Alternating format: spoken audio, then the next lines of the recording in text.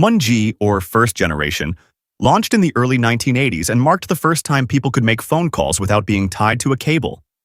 Before this, phones were physically connected to wired infrastructure, which meant calls could only be made from fixed locations like homes or offices. This made communication highly inconvenient, and that's the problem 1G set out to solve. By using analog transmission, 1G converted voice into radio signals and broadcast them through the air, enabling truly wireless calls for the first time. That said, the phones of this era were bulky and heavy by today's standards.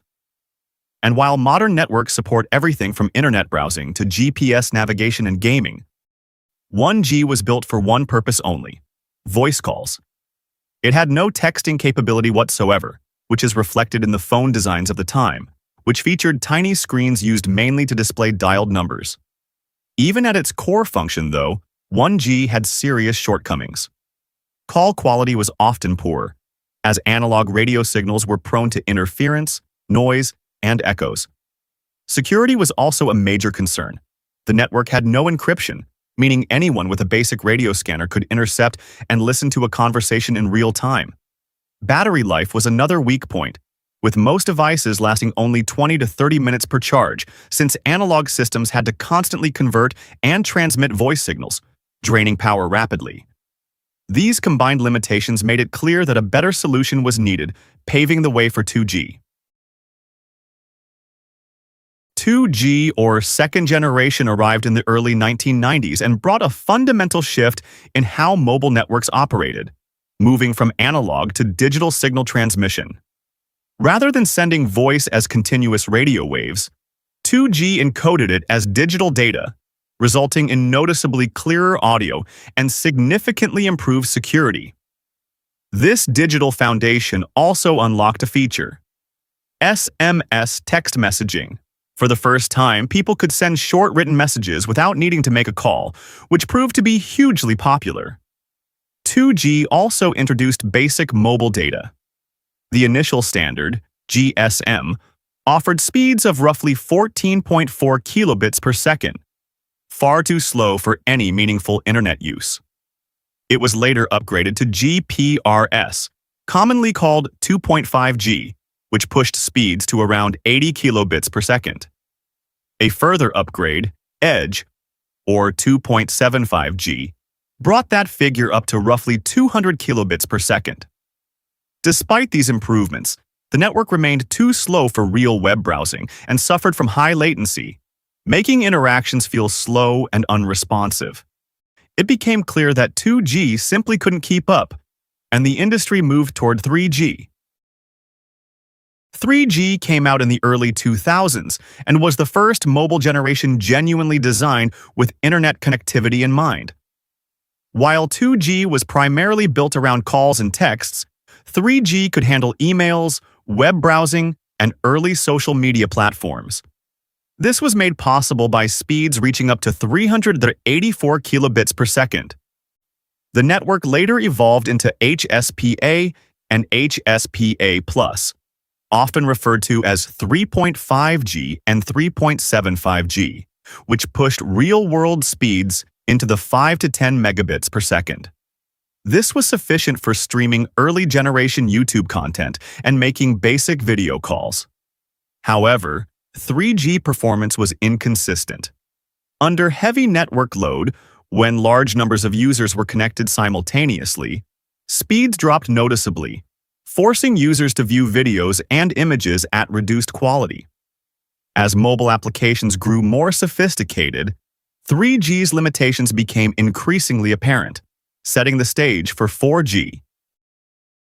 4G, widely known as LTE, launched around 2010 and is widely credited with beginning in the modern smartphone era.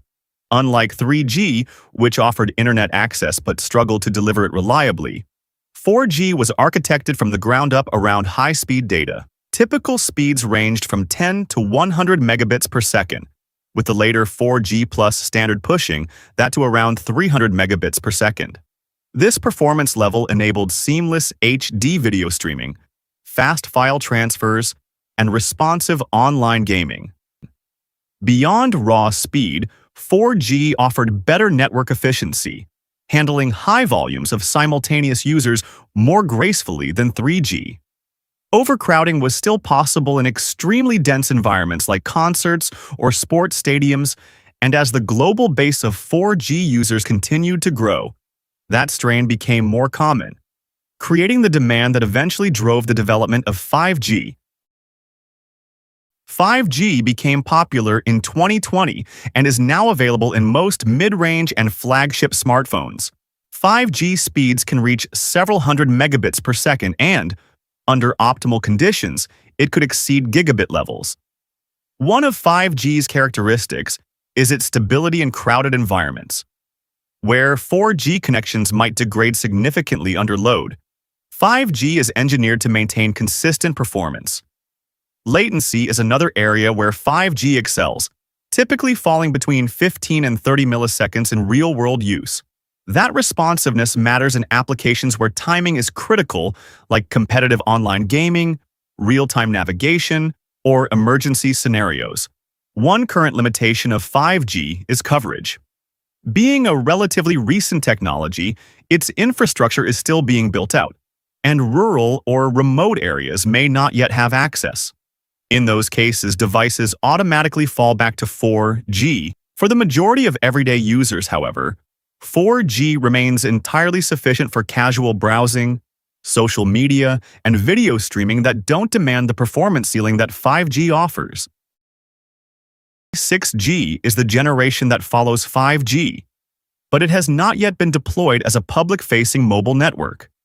At present, it exists only at the research and experimental infrastructure stage, with development being driven by academic institutions, major technology companies, and government agencies.